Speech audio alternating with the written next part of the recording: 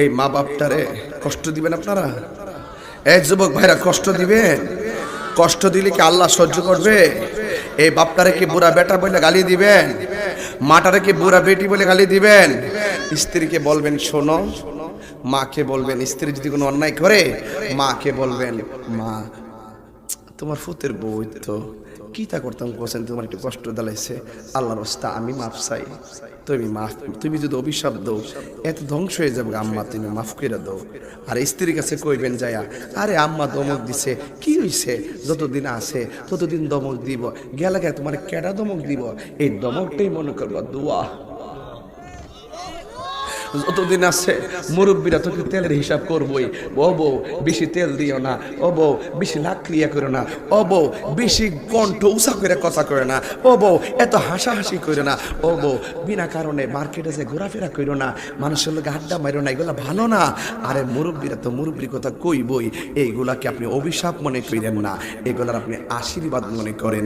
খোদার কসম করে বলি, যদি এগুলোকে আশীর্বাদ মনে করবেন, একদিন দেখবেন আপনার শাশুড়িকে যদি আপনি সম্মান করে কথা বলেন, আপনার ছেলের বউ যখন আপনার বাড়িতে আসবে, আল্লাহর কসম করে বলি, আল্লাহর কোরআন নিয়ে বলে মান হাফারা হুফিরা, পরের জন্য কবর করলে নিজে কবরে মরতে হয়।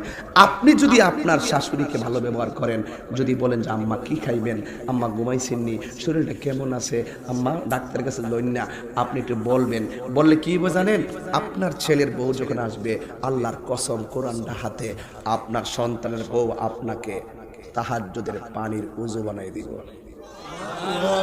কথা বলেন ঠিক না বেঠিক? কথা বলেন ঠিক কি না বলেন?